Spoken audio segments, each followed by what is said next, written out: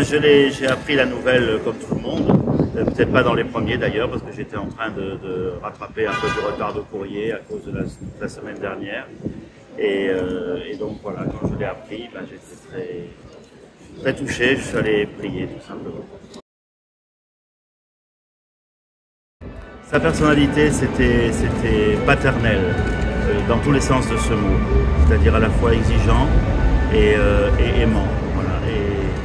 Voilà, exigeant, mais il y avait toujours la possibilité de pouvoir parler, de pouvoir être écouté. Moi, c'est ce qui m'avait très touché la première fois que je l'ai rencontré pour de bon. Moi, c'était quelques mois après ma prise de fonction ici.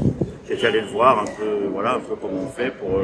C'est pas une visite de courtoisie, mais enfin bon, c'était un peu ça. Alors moi, oui, j'étais impressionné, mais une fois qu'on est avec lui, on n'est plus impressionné. Voilà, j'étais impressionné avant, parce qu'on passe de salon en salon, on a des gardes, ceci et cela. Mais une fois que j'étais avec lui, non. C'est là justement le côté paternel que je vous disais. Et on est resté plus d'une heure tous les deux. Je lui ai parlé de Marseille, je lui ai expliqué tout ça, j'ai vu que ça l'intéressait. Et voilà, donc personnellement, c'est d'abord ça qui m'a touché. Oui, la visite de Marseille, ça a été un moment très important. Moi, j'avais senti dès la première fois qu'il aimait ce que Marseille représentait, et j'ai compris qu'il aimerait bien un jour venir. Après, il fallait trouver la bonne occasion. Bon, il y a eu plusieurs essais, mais cette tentative-là, avec les rencontres méditerranéennes, a pu marcher. Moi, je retiens surtout cette proximité, cette proximité toute familiale. Et j'ai eu à cœur pour moi de montrer aussi aux Marseillais que ce pape-là faisait partie de la famille. Et lui, d'ailleurs, s'y prêtait tout à fait. Donc pour moi, ça a été très important, une expérience aussi personnelle, très profonde.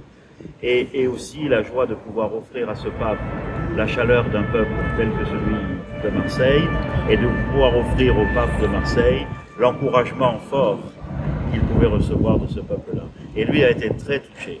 Les quelques temps après, me trouvant à Rome pour le synode, j'ai rencontré ceux qui l'accompagnaient, qui avaient aussi logé chez moi avec lui, le chauffeur, le garde suisse, et tout ça, le médecin et tout. Et ils m'ont pris à part et ils m'ont dit, vous savez, nous on l'accompagne pour tous ses voyages.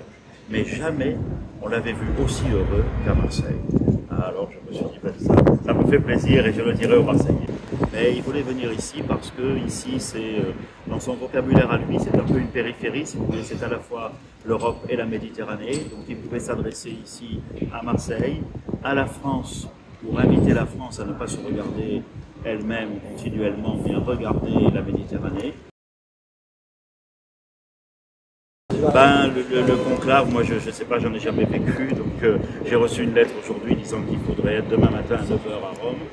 Mais moi je dis qu'il faut d'abord célébrer la messe ici, donc j'ai écrit pour dire d'abord qu'on célèbre la messe avec le peuple de Dieu à Marseille, et puis après je prendrai l'avion de Paris si je veux pour la première matinée. Je pense que le conclave et toutes les réunions qu'il y a avant, personnellement je me dis que c'est une expérience spirituelle qu'on n'a pas toujours, quoi. Enfin, c'est une expérience spirituelle assez unique, et tous les évêques n'ont pas eu cette occasion de vivre à ce point des décisions importantes pour l'Église et de les vivre ensemble. Donc pour moi, j'y vais comme une grande retraite spirituelle. Voilà. Et puis advienne que pourra, et en écoutant ce que l'Esprit nous soufflera à l'oreille.